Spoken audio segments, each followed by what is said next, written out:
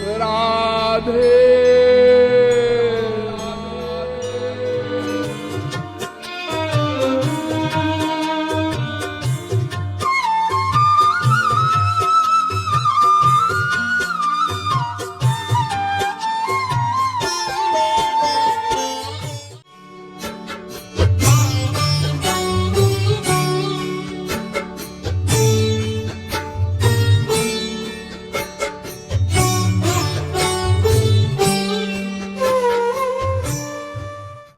जैसे इंद्र पहुंचे भगवान अंतर्धान हो गए और उनके स्थान पर एक स्त्री प्रकट हुई। सतस्मिन्नेवाकाशे स्त्रियमा जगाम बहुशोभमानाम उमाम हैमवतीम। और उस स्त्री ने, योग माया शक्ति ने कहा कि देखो इंद्र, वो भगवान थे। तुम लोगों को अहंकार हो गया था ना, तो तुम्हारे अहंकार का मर्दन करने के लिए वो इस प्रकार से प्रकट हुए थे। तो इसका जब भाष्य लिखने लगे शंकराचार्य जी, तो लोगों ने कहा देखें अब क्या लिखते हैं, क्योंकि यहाँ तो वेद में स्पष्ट लिखा है कि भगवान ने सगुण साकार यक्ष का रूप धारण किया और देवताओं से बातचीत भी की। देखें अब शंकराचार्य जी क्या लिखते हैं। तो आदि जगत गुरु शंकराचार्य जी ने एडमिट किया, माना कि भगवान सगुण साकार होता है और उस भगवान ने देवताओं से भी बात की। तो फिर उन्होंने लिखा भाष्य में, ईश्वरेच्छया तृणमपि वज्री भवति। ईश्वर की इच्छा से तृण भी वज्र के समान हो जाता है। सा नित्यमेव सर्वज्ञेश्वरेण सह वर्तते। और जो उमा शक्ति प्रकट हुई थी, उनके लिए आदि जगत गुरु शंकराचार्य जी ने लिखा कि सा नित्यमेव सर्वज्ञेश्वरेण सह वर्तते। वो नित्य ही उमा शक्ति, लादिनी शक्ति, योग माया शक्ति सर्वज्ञ भगवान के साथ रहती हैं। वेद में एक मंत्र है जो मैंने प्रारंभ में बताया था, द्वेवाव ब्रह्मणो रूपे मूर्तं चैवा मूर्तं च। मैत्रेयी उपनिषद 5वें अध्याय का 3रा मंत्र। भगवान के 2 रूप हैं, मूर्त यानी साकार और अमूर्त यानी निराकार। इसका भाष्य लिखा आदि जगत गुरु शंकराचार्य जी ने, मूर्तं चैवा मूर्तं द्वे एव ब्रह्मणो रूपे इत्युपनिषत्तयोर्वा द्वौ भक्तौ भगवदिष्टौ क्लेशादक्लेशाद्वा मुक्ति स्यादेतयोर मध्ये। भगवान के 2 रूप होते हैं, निराकार साकार। इसीलिए भगवान के 2 प्रकार के भक्त होते हैं। जो निराकार की भक्ति करते हैं वो ज्ञान योगी कहलाते हैं, और जो सगुण साकार की भक्ति करते हैं वो भक्ति योगी कहलाते हैं। लेकिन एक अंतर है, क्लेशादक्लेशाद्वा। जो निराकार ब्रह्म की भक्ति करते हैं वो भक्ति में बड़ी कठिनाई है, क्लेशाद। और अक्लेशाद वा, सगुण साकार भगवान की भक्ति बड़ी आसानी से हो जाती है। एक वेदांत सूत्र है, द्वादशाह वधु भय विधम बादरायणोतः। इसका भाष्य किया आदि जगत गुरु शंकराचार्य जी ने, यदा सशरीरतां संकल्पयति तदा सशरीरो भवति, यदा त्वशरीरतां तदा त्वशरीरः, सत्य संकल्पत्वात् संकल्प वैचित्र्यात् च। भगवान जब संकल्प करते हैं कि मैं निर्गुण निराकार बन जाऊं तो निर्गुण निराकार बन जाते हैं, और जब संकल्प करते हैं मैं सगुण साकार बन जाऊं तो सगुण साकार बन जाते हैं। क्यों? क्योंकि वो सत्य संकल्प है। ये आदि जगत गुरु शंकराचार्य जी मान रहे हैं।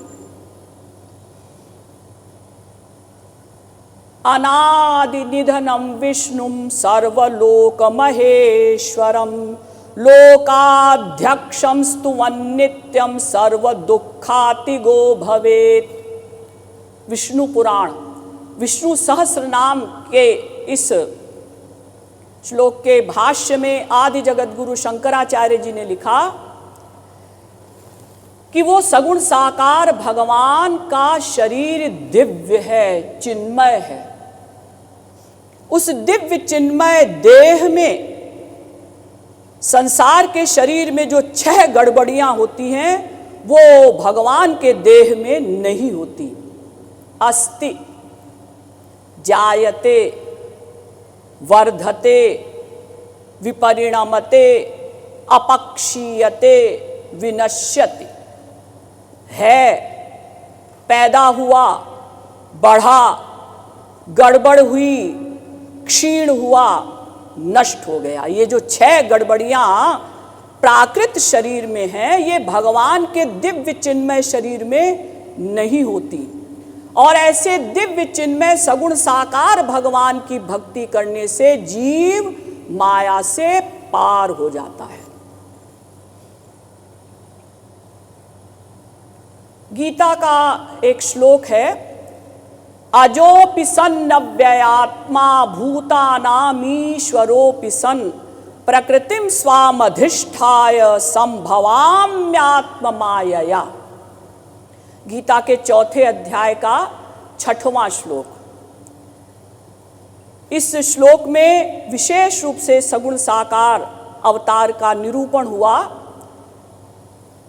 अजोपि सन् अव्ययात्मा भूतानामीश्वरोपि सन्। यद्यपि भगवान अज हैं, निराकार हैं, लेकिन अपनी योग माया की शक्ति का आश्रय लेकर सगुण साकार बनते हैं। इसका भाष्य में आदि जगत गुरु शंकराचार्य जी कहते हैं कि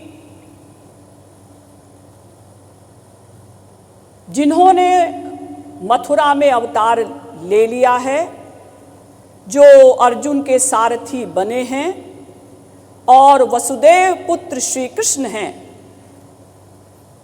जिन्होंने कहा कि मैं अज होते हुए भी योग माया शक्ति के द्वारा साकार बनकर आता हूं, तो ये श्लोक श्री कृष्ण की ओर ही इशारा कर रहा है।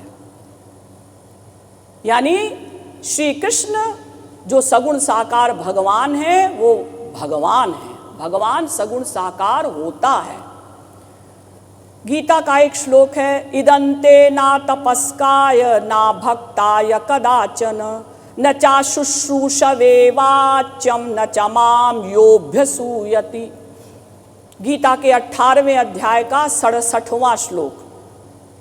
इसके भाष्य में भी आदि जगत गुरु शंकराचार्य जी ने माना कि ये श्लोक श्री कृष्ण की ओर ही लक्ष्य कर रहा है। यानी सगुण साकार श्री कृष्ण जो अवतार लेकर आए हैं वो भगवान है, भगवान का सगुण साकार अवतार होता है। सगुण साकार भगवान होते हैं। अहमात्मा गुडाकेश सर्वभूताशय स्थितः अहमादिश्च मध्यंच भूतानामंत एव च। गीता के 10वें अध्याय का 20वां श्लोक। इसमें भी आदि जगत गुरु शंकराचार्य जी ने माना कि वसुदेव पुत्र श्री कृष्ण ही इस श्लोक के लक्ष्य हैं और वो अवतार ले चुके हैं। उन्हीं भगवान की ओर ये श्लोक इशारा कर रहा है।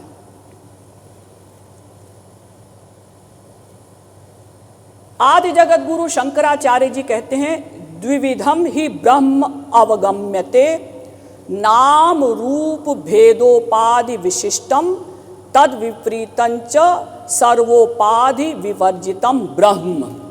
भगवान के दो रूप होते हैं, द्विविधम ही ब्रह्म अवगम्यते। भगवान के दो रूप होते हैं, नाम रूप भेदोपाधि विशिष्टम। एक रूप होता है जिसमें नाम रूप इत्यादि होता है यानी साकार, और तद विपरीतं च सर्वोपाधि विवर्जितम ब्रह्म। और दूसरा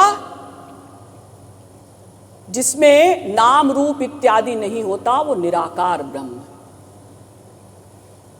अब थोड़ा सा 5 मिनट के लिए हम चलते हैं गुरु ग्रंथ साहिब में।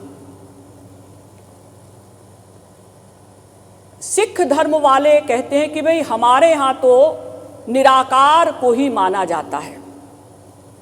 एक बार एक सरदार जी हमारे श्री महाराज जी के पास आए और उन्होंने कहा कि भाई आप कहते हैं कि भगवान अवतार लेते हैं, भगवान सगुण साकार होते हैं, लेकिन हमारे गुरु ग्रंथ साहिब में तो इस बात का निरूपण नहीं है, हम तो निराकार को ही मानते हैं। श्री महाराज जी ने कहा कि आपका जो वाहे गुरु शब्द है ना, वो ही अवतार का बोधक है। सत्य साचु श्रीनिवास आदि पुरुष तू ही, वाहे गुरु वाहे गुरु वाहे गुरु वाहे जी। तो सिख संप्रदाय में एक बहुत बड़े संत हुए गुरुदास जी, उन्होंने ये वाहे गुरु शब्द निकाला। कैसे निकाला? सगुण साकार भगवान के 4 अवतारों के पहले अक्षर को लेकर वाहे गुरु शब्द बना। वासुदेव का व, हरि का ह, राम का र, गोविंद का ग, वाहे गुरु। ताकि शॉर्ट में सभी लोग सगुण साकार के इन 4 अवतारों का स्मरण कर सकें। 4 अक्षर एक करी वाहे गुरु जप मंत्र जपावे। बाकायदा लिखा है गुरु ग्रंथ साहिब में कि 4 अक्षर को एक करके सगुण साकार के जो 4 अवतार हैं, उन 4 अवतारों के पहले अक्षर को ले करके 4 अक्षर एक करी वाहे गुरु जप मंत्र जपावे, ये वाहे गुरु शब्द बनाया गया है। और जैसे तुलसीदास जी ने रामचरितमानस में लिखा कि जब जब होए धर्म की हानि, बाढ़हि असुर महाअभिमानी, तब तब धरि हरि विविध शरीरा, हरहि कृपा निधि सज्जन पीरा। जब जब धर्म की हानि होती है और असुर बढ़ने लगते हैं, तब तब धर्म के संस्थापन के लिए भगवान अवतार लेते हैं। इसका भी अनुवाद है गुरु ग्रंथ साहिब में। जब जब होय अरिष्ट अपारा, तब तब देह धरत करतारा। बाकायदा लिखा है कि जब जब अरिष्ट अनिष्ट होने लगता है, तब तक वो भगवान तब तब सगुण साकार रूप धारण करके आते हैं। ये गुरु ग्रंथ साहिब में लिखा। इनके यहाँ एक और बहुत बड़े संत हुए, चौथे संत रामदास जी। उन्होंने तो बाकायदा भगवान की लीलाओं तक का निरूपण किया गुरु ग्रंथ साहिब में। हरि हरि करत पूतना तरी, बाल घातिनी कपटही भरी। देखिए, पूतना वध का निरूपण हुआ गुरु ग्रंथ साहिब में। मधुसूदन मेरे तन मन प्राण, मधुसूदन मेरे तन मन प्राण। गुरु ग्रंथ साहिब यानी समस्त धर्मों में इस बात का निरूपण हुआ, विशेष रूप से वेदों में और आदि जगत गुरु शंकराचार्य जी के विषय में लोग कहते हैं कि वो निराकार को मानते थे। उनके विषय में भी मैंने बताया कि उन्होंने भी